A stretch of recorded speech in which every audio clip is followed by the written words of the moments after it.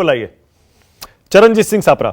सापरा जी देखिए, मैं भी बहुत लंबी लिस्ट गिना सकता हूं, बीजेपी भी गिनाएगी और आप भी लंबी लिस्ट गिना सकते हैं कि उधर से भी नेता आपके साथ आ रहे हैं। लेकिन क्या यह सच नहीं है कांग्रेस पार्टी के जितने बड़े नेता पार्टी छोड़कर गए हैं दूसरी पार्टियों में, उस रफ्तार से आपकी पार्टी में बड़े नेता नहीं आ रहे हैं सापरा जी? लिस्ट गिनाने को तो आप 20, 25, 30, 50 गिना सकते हैं। ये बड़े बड़े नेता क्यों जा रहे हैं सापरा जी? क्या वजह है? नहीं देखिए, मैं आपको अनेक नाम बड़े भी गिना सकता हूं, लेकिन सवाल यह है कि यही लोग जो भारतीय जनता पार्टी में जा रहे हैं, जितने भी गए होंगे कांग्रेस पार्टी से, ये पहले क्या कहते थे? रोहन गुप्ता खुद कहते थे ना कि मुंह में राम बगल में नत्थू राम या दिल में नत्थू राम, इसी तरह से कहते थे ना। अब जाकर के वहां क्या कहेंगे? नत्थू राम की बात करेंगे या नहीं करेंगे? गांधीवादी विचारधारा में रहे हैं, चाहे 15 साल बहुत छोटा टेन्योर है एक राजनीतिक व्यक्ति के लिए, लेकिन चाहे वो 15 साल रहे, लेकिन गांधीवादी विचारधारा के साथ रहे। अब गोडसेवादी विचारधारा के साथ जाना है। अब क्या वो कहेंगे कि श्यामा प्रसाद मुखर्जी ने जो फजलुल हक के साथ में सरकार बनाई थी वो उचित था? क्या आरएसएस ने जो अंग्रेजों के इन्होंने साथ दिया था आरएसएस ने, और इन्होंने महात्मा गांधी जी के भारत छोड़ो आंदोलन का विरोध किया था, क्या उसको समर्थन देंगे? क्या ये नोटबंदी को समर्थन दे सकते हैं रोहन गुप्ता? क्या जीएसटी को समर्थन दे सकते हैं? क्या किसानों के साथ अत्याचार हुआ उसका समर्थन अभी दे सकते हैं? या खिलाड़ी महिलाएं जो सड़कों पर बैठी थी उसका समर्थन कर सकते हैं? यानी देश की जनता भी तो ये देख रही है ना कि ये किस तरह से दल बदलू पलटू राम किस तरह से लोग हैं। यानी आप कल तक जिस विचारधारा को कोसते थे, जिस पार्टी को कोसते थे, आज उसी की प्रशंसा करोगे? क्या हो रहा है? तो जनता जो बोलिए, रोहित अग्रवाल आप ही बोलिए, अब बताइए। एक तरह से सापरा जी ने आप पर भी तंज कसा है, लोग क्यों पलट जा रहे हैं? आपके चैनल पर बैठ करके बातें कर सकते हैं। नहीं, मानक जी एक बात हमको और आपको समझनी पड़ेगी, और ये चीज कहीं ना कहीं इंडिया गठबंधन के दलों को भी समझनी पड़ेगी कि हमारा काम कोसना नहीं है।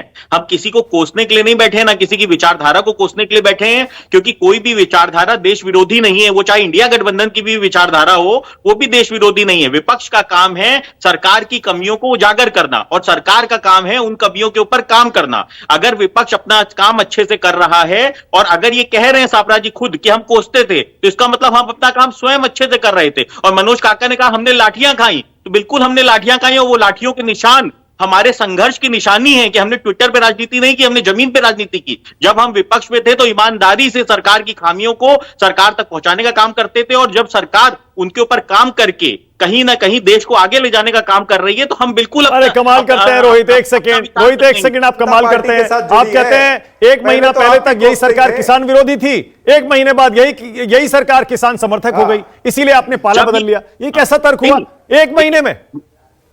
मानक भाई, जब इस सरकार ने अपना कहीं ना कहीं एक दिखाया, अपना विजन दिखाया, चौधरी चरण सिंह जी को भारत रत्न देके, किसानों का सम्मान करके, उन्होंने करोड़ों किसानों का जब सम्मान किया, तो हमको ये लगा जो लखीमपुर खीरी में हुआ, सापरा जी क्या बोल रहे हैं? सापरा जी बोलिए। के अंदर किसानों को टायरों तले कुचला गया है, क्या वो सही हुआ है?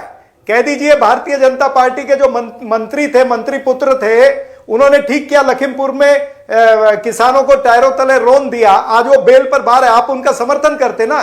ये आप बोलिए रोहित अग्रवाल, रोहित बोलिए। ठीक है, जनता इसका उत्तर देगी। हम अजय मिश्रा टीनी के लिए प्रचार करने नहीं जाएंगे। जो मुद्दे हमारे थे वो मुद्दे हमारे एज इट इज हैं, और उसके ऊपर काम हम करवाएंगे। पहले हमने विपक्ष रहते हुए काम करवाया है, और अब हम सत्ता में रहते हुए काम करवाएंगे। इसलिए हमारा स्टैंड बिल्कुल क्लियर है। हमारे लिए किसान हित सर्वोपरि है, और किसानों के लिए सरकार काम करना चाहती है। जिस तरीके से वो नीतियां बना रही है किसान हित में, जिस तरीके से वो निरंतर किसान को सम्मान निधि देके किसान को। अच्छा रोहित, ओके रोहित, जरा ये भी बताइएगा, यूपी में आपने कह दिया सारी सीटें जीतेंगे, पर शशि थरूर और बहुत सारे जो विपक्ष के नेता हैं वो बहुत से राज्य गिना रहे हैं। आपका असेसमेंट क्या है? क्योंकि आप आरएलडी के प्रवक्ता हैं, और आरएलडी मान लिया यूपी की पार्टी है, लेकिन एक नेशनल पर्सपेक्टिव होता है ना हर नेता का, प्रवक्ता का।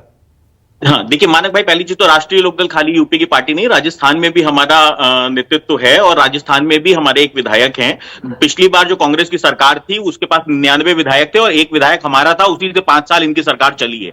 तो ये चीज इनको समझनी पड़ेगी कि कांग्रेस हमको समेटने की कोशिश ना करे।